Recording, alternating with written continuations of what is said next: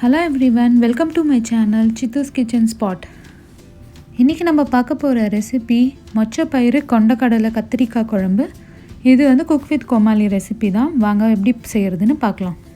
இந்த ரெசிபி பண்ணுறதுக்கு நமக்கு 1/2 கப்பு வெள்ளை கொண்டக்கடலையும் 1/2 கப்பு மொச்சை பயிரும் தேவை. அதை 8 மணி நேரம் நம்ம ஊற வச்சிருக்கணும். இப்போ ஊற வச்ச அந்த கொண்டக்கடலையும் மொச்சை பயிரையும் ஒரு குக்கரில் சேர்த்துக்கோங்க. கூடவே ஒரு 1/4 கப்பு தண்ணியும் 1 டீஸ்பூன் உப்பும் சேர்த்து இதை ஒரு 3 விசிலுக்கு வேக வச்சு எடுத்துக்கோங்க.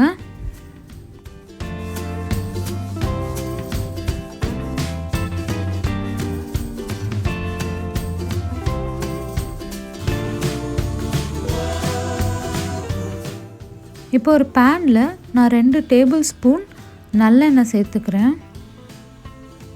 எண்ணெய் காஞ்சதுக்கு அப்புறமா அதில் ஒரு பிரியாணி இலை, 2 கிராம்பு, 1 பட்டை, 1 ஏலக்காய் சேர்த்துக்கோங்க.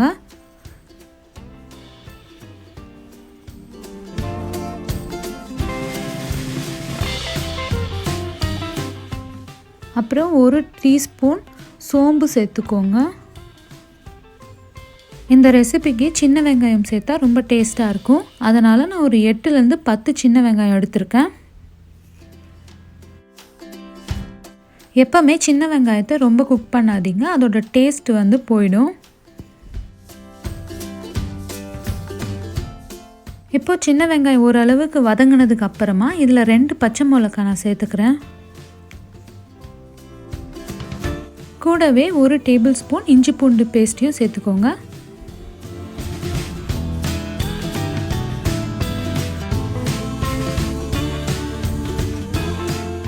இது எல்லாத்தையும் மிக்ஸ் பண்ணிவிட்டு இதோட பச்சை வாசனை போகிற அளவுக்கு குக் பண்ணுங்கள். அதுக்கப்புறமா கட் பண்ணி வச்சுருக்க ஒரு தக்காளியை இது கூட சேர்த்துக்கோங்க.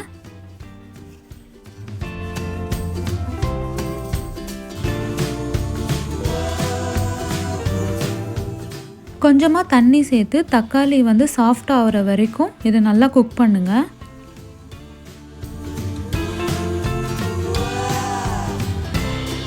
இப்போ மசாலா ஐட்டம்லாம் சேர்த்துடலாம். 1 டீஸ்பூன் மஞ்சள் பொடி, 1/2 டேபிள் ஸ்பூன் மிளகாய் பொடி, 1/2 டீஸ்பூன் மல்லிப்பொடி, இது எல்லாத்தையும் சேர்த்துக்கோங்க. கூடவே தேவையான அளவு உப்பையும் சேர்த்துக்கோங்க. சேர்த்துட்டு இதை நல்லா கலந்து விட்டுக்கோங்க.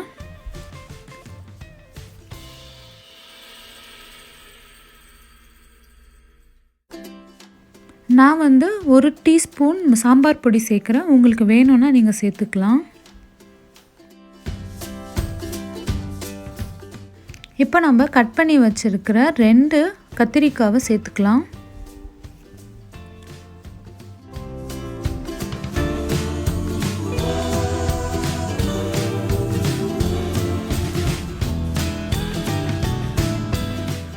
மசாலா வந்து கரிஞ்சிடாமல் இருக்க கொஞ்சமாக தண்ணி சேர்த்துக்கோங்க.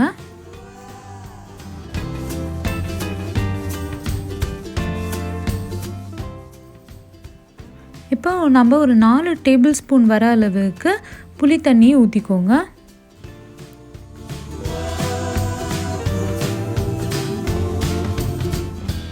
இதை மிக்ஸ் பண்ணிவிட்டு எண்ணெய் பிரிஞ்சு வர வரைக்கும் இதை நீங்கள் குக் பண்ணணும். இப்போ இந்த ஸ்டேஜில் நம்ம வேக வச்சு வச்சுருக்க கொண்டக்கடலையும் மொச்சப்பயிரையும் இதில் சேர்த்துக்கலாம்.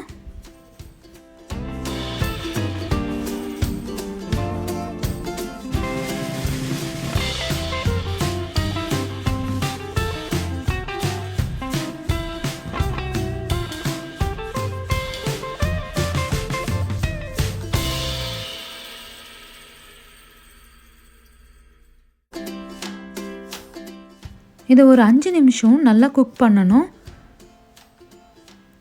இப்போ இந்த குழம்பை நான் திக்காக்கிறதுக்கு ஒரு 2 டேபிள் ஸ்பூன் தேங்காவும் 1 டீஸ்பூன் சோம்பும் சேர்த்து நல்லா அரைச்சிக்க போகிறேன்.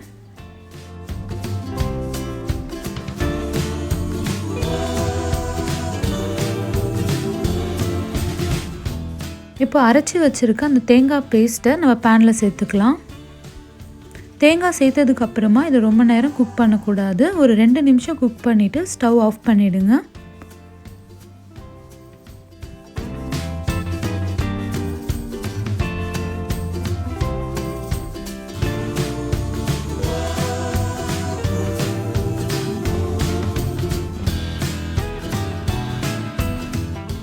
ஸ்டவ் ஆஃப் பண்ணுறதுக்கு முன்னாடி கொஞ்சமாக கொத்தமல்லி இலையை தூவிக்கோங்க.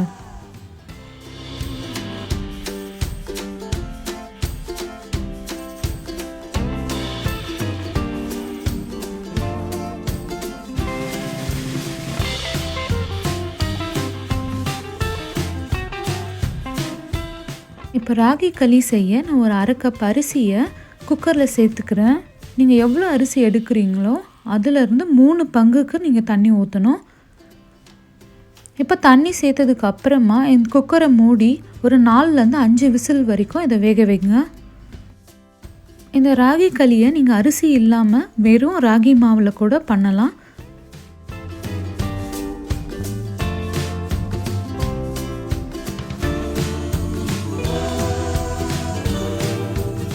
இப்போ சாதம் நல்லா வெந்துடுச்சு. இப்போ இதை குக்கரை அடுப்பில் வச்சுட்டு கொஞ்சமாக தண்ணி சேர்த்துக்கோங்க.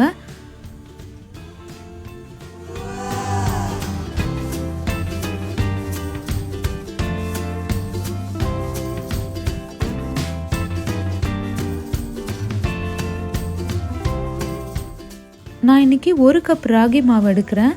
ஸோ அதில் இருந்து ஒரு 2 டேபிள் ஸ்பூன் ராகி மாவு மட்டும் தண்ணியோடு சேர்த்து நல்லா டைல்யூட் பண்ணிக்கோங்க.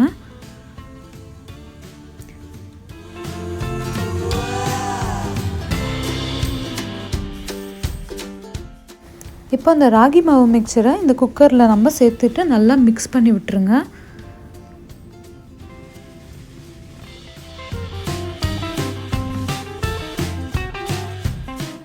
இந்த களிக்கு தேவையான அளவு உப்பு சேர்த்துக்கோங்க.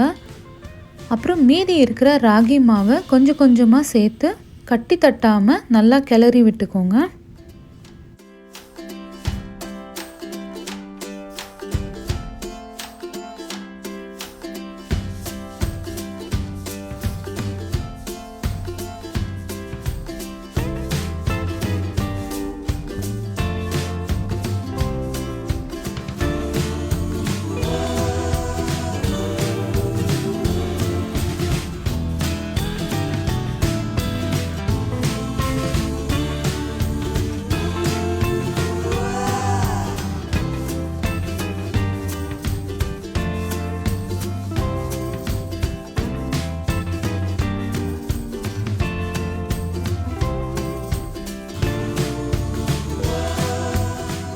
இப்போ பார்த்தீங்கன்னா இந்த களி நல்லா வெந்து நல்லா கெட்டியமாக வந்துடுச்சு.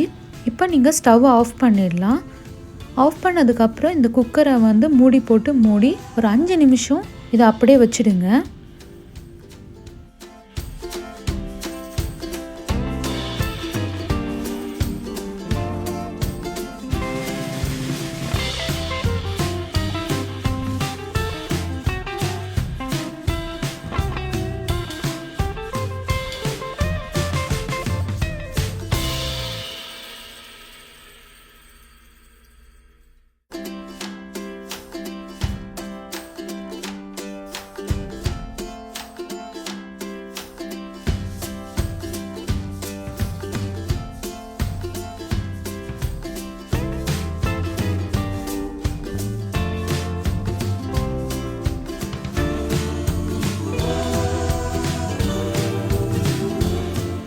இப்போ பருப்பு வடைக்கு ஒரு 1/2 கப்பு கடலைப்பருப்பை நான் ஒரு 4 மணி நேரம் ஊற வச்சுருந்தேன்.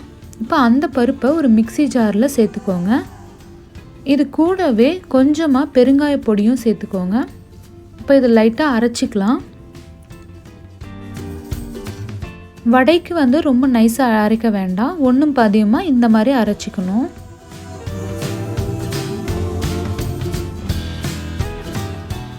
இப்போ நான் ஒரு 1/4 கப்பு பொடியாக நறுக்கின வெங்காயம் சேர்த்துக்கிறேன். கூடவே ஒரு பச்சை மிளகாய் பொடியாக நறுக்குனது, அப்புறம் வடைக்கு தேவையான அளவு உப்பு சேர்த்து இதை நல்லா பிசைஞ்சிக்கோங்க.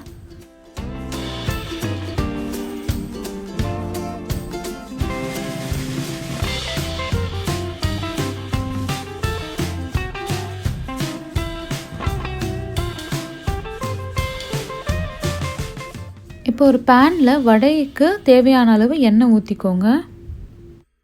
இப்போ எண்ணெய் சூடானதுக்கு அப்புறமா நீங்கள் வடையை தட்டி எண்ணெயில் பொரிச்சு எடுத்துக்கலாம்.